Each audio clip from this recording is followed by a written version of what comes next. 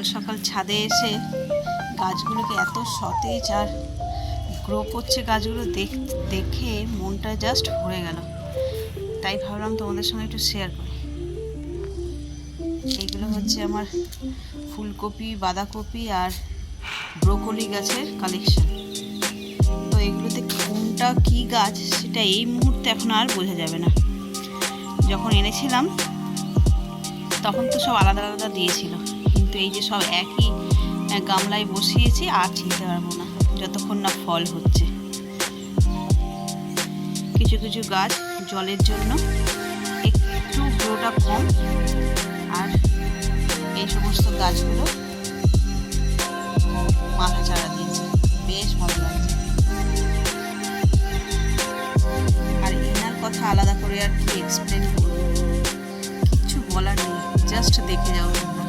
জানি না ক্যামেরায় কতটা জাস্টিফাইড করছে, তবে আমার ক্যামেরা বলতে কি নিজের চোখে সচক্ষে দেখে যা অপূর্ব লাগছে। শুধু তাই নয়, ফুলগুলোর উপরে যে রোদের কিরণটা পড়েছে তাতে যে সৌন্দর্যটা দ্বিগুণ হয়েছে আর কি বলবো তোমাদের। ক্যামেরায় সত্যি এগুলোকে বন্দি করে রাখার জিনিস নয়, এগুলোকে নিজের সচক্ষে দেখে নিজের স্মৃতিতে বন্দি করে রাখার মতন জিনিস। সকাল সকাল একদম মন ভালো করে দেয়। সকালবেলায় আসি ছাদে একটু হাঁটতে, তো এগুলো দেখলে সত্যি ফিজিক্যাল তো এক্সারসাইজ হয়েই যায় হাঁটার জন্য, আর এগুলো দেখলে মেন্টাল এক্সারসাইজও হয়ে যায়। শীতকাল পড়াতে জবা ফুলের কালেকশন কম, কিন্তু এই যে একটা একটা করে ফুটছে, সেটাই আমরা মায়ের পায়ে সমর্পণ করছি। বেশ ভালো লাগছে। গরমকাল তো গাছে ফুলে ফুলে ভরে থাকে, তোমাদের দেখিয়েছি।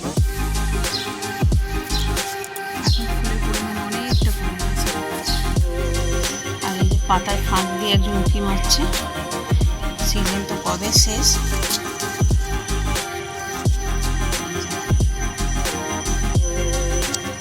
সিজন শেষ হয়ে যাওয়ার পরে এরকম একটা একটা ফুল হচ্ছে। গাছে কুড়িও আছে, অল্প অল্প করে কুড়ি হচ্ছে আর হচ্ছে।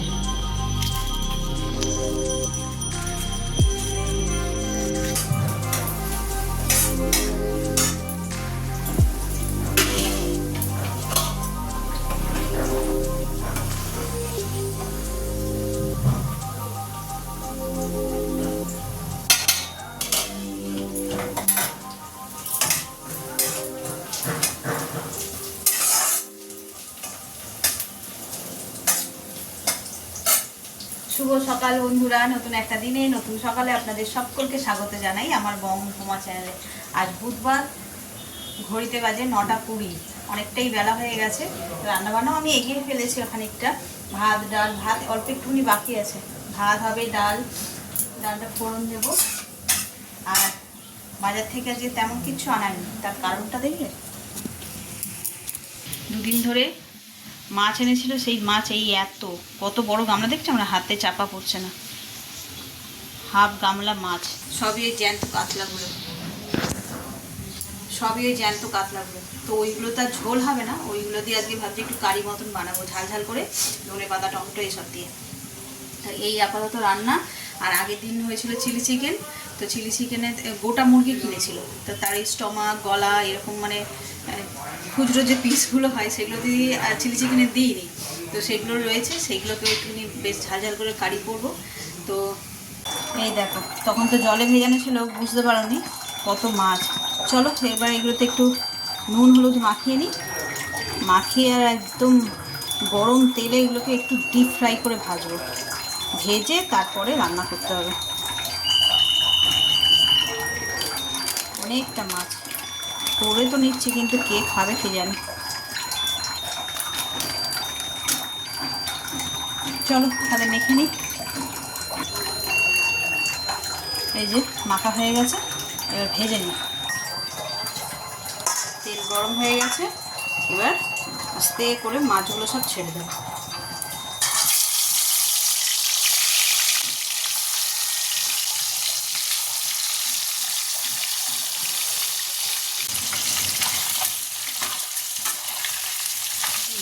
আঠা ছিল, এটা ভাজলেই মোটামুটি মাছ ভাজা হয়েছে। এই যে মাছ একদম ভাজা হয়ে গেছে।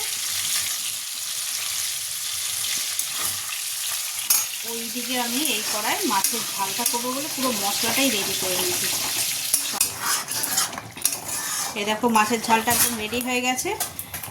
আর এতে ধনেপাতাও দিয়ে দিয়েছি, এটাও কিন্তু আমার গাছের ধনেপাতা। চলো, এটা তো হয়ে গেছে। আর আজকেও এই যে দুটো টমেটো নিয়ে নিয়েছি, পোড়াবো। এখন শীতকালে টমেটো পোড়া, বেগুন পোড়া এইসবই চলবে আমাদের। চলো এটাকে পুড়িয়ে নিই। রান্না একটুখানি বাকি আছে, ওখানে কড়া বসিয়ে দিয়েছে। আর হঠাৎ বেল বাজলে একটা পার্সেল এসছে। কি কি অর্ডার দিয়েছিলাম খেয়াল নেই, অনেক কিছু নয়, 2-4টে জিনিস। চলো এটা দেখি খুলে কি এসছে। সেই পুজোর সময় যা কেনাকাটি হয়েছে, তারপরে আর একটাও পার্সেল আসেনি, অনেকদিন পরে এলো।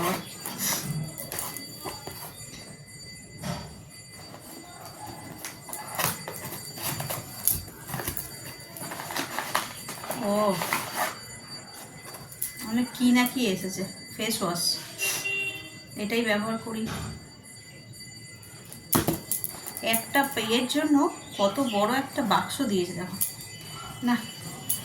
তো থাক, চলো রান্নাঘরে যাই। আর কি রান্না করছি সকালে তো দেখলে, ওই মাছ ছিল, মাছের ঝালও রান্না হয়ে গেছিলো। আর ব্রেকফাস্ট করে একটু বসেছিলাম।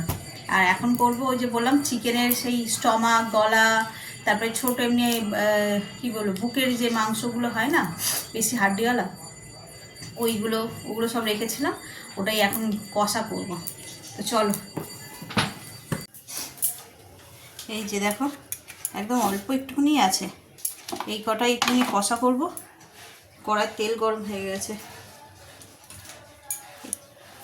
4 পিস আলু আর এই চিকেন কটা একসঙ্গে করে নেবো। আর এদিকে দিদি বাসন মেজে দিয়ে গেছে, জলও ঝরে গেছে। এবার এগুলোকে সব গুছিয়ে নেব। সব গুঁড়ো মশলাগুলো দিয়ে নিয়েছি, এবার এটাকে ভালো করে কষিয়ে নেব। বাটা মশলা, গুঁড়ো মশলা, আজকে আর পেঁয়াজ গোটা দিইনি, একদম হালকা মিক্সিতে ঘুরিয়ে দিয়েছি, তাড়াতাড়ি হয়ে যাবে বলে। টমেটো দিয়ে দেবো, একটু বেশি করে টমেটো দিলাম, টক টক ঝাল ঝাল হবে, ভালো লাগবে খেতে। মশলা দিয়ে তেলটা ছেড়েছে, এই সময় চিকেনগুলো দিয়ে দেবো। ব্যাস, এইবার শুধু কষে যাবে, যতক্ষণ না রান্না হচ্ছে ততক্ষণ শুধু কষিয়ে যাব, তাহলেই হবে।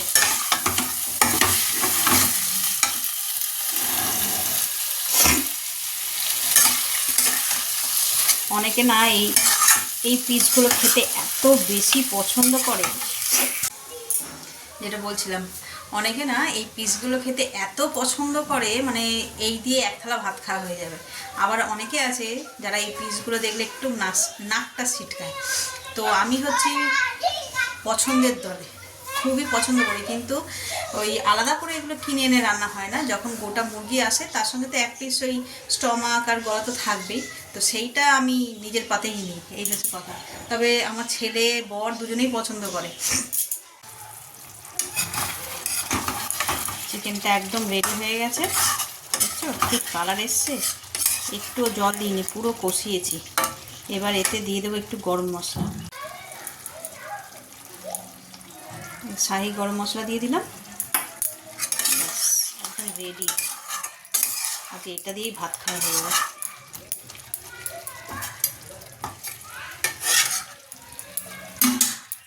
$2,000 years later.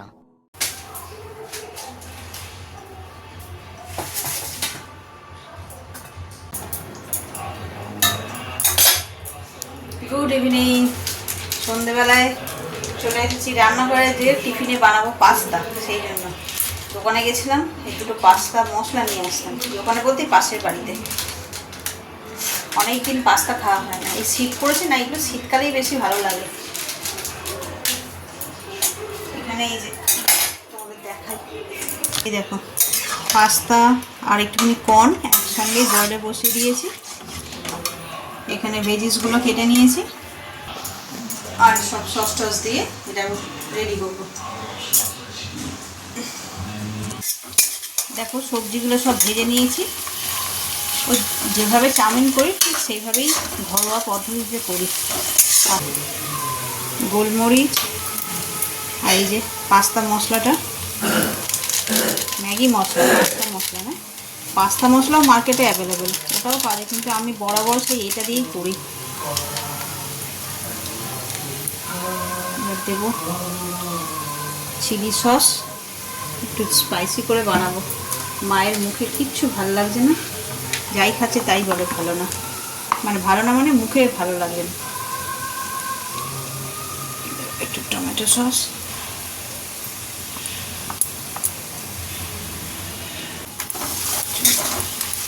ভালো করে মিশিয়ে নিই। এতে সিদ্ধ করে রাখা পাস্তাটা দিয়ে দেবো।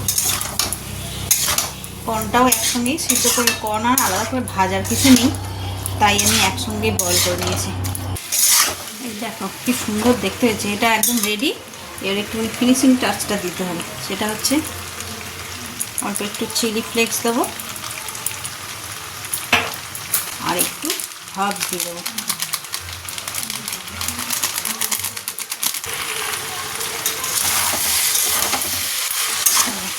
এই হার্বস আর চিলি ফ্লেক্সটা যে দিলাম, একদম অরিজিনাল পাস্তার মতন একটা স্মেল ছাড়ছে, অরিজিনাল মানে দোকানের পাস্তার মতন।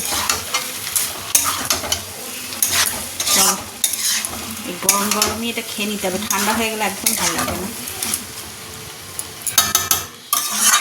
আমি তো এইভাবেই করি পাস্তা, আর এইভাবেই খেয়ে ছোটো থেকেই রনো এইভাবেই খেয়ে অভ্যস্ত। গ্যাসটা বন্ধ করে দিই। তো দেখো লুকটা কি সুন্দর টেম্পটিং আর জুসি হয়েছে। তো যেটা বলছিলাম, রনো এইভাবেই খেয়ে অভ্যস্ত আর আমি এইভাবেই বানাই, তো আমাদের তো সবার মোটামুটি ভালোই লাগে। তো যেভাবে বানালাম তোমরা একবার বাড়িতে ট্রাই করো, দেখো কেমন লাগছে। তো রান্না তো একটা আর্ট, যে যেরকমভাবে করে, যার যেরকম খেতে পছন্দ সে সেইভাবেই করতে পারে। কোনো এই যে বেড়ে নিয়েছি, চলো এবার দিয়ে দিই। চলো দিয়ে দিই।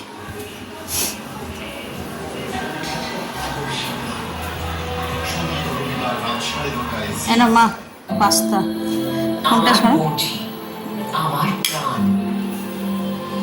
খেয়ে দেখো, সস আর লাগবে কিনা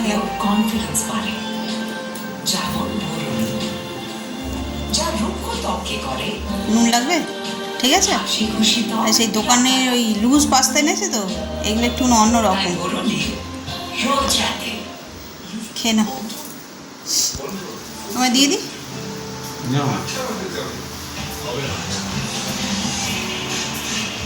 তুই কি করছিস? চিজ দিবি ওতে? দেখ দেখি। এই যে ওর করে দিয়েছি, এখন নতুন শেফ তো আমাদের রান্নাতে ওর সন্তুষ্ট নয়, তার উপরে আবার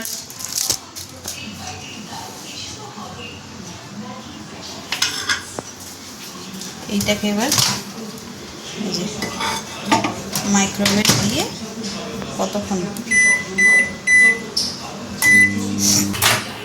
এই যে হয়ে গেছে,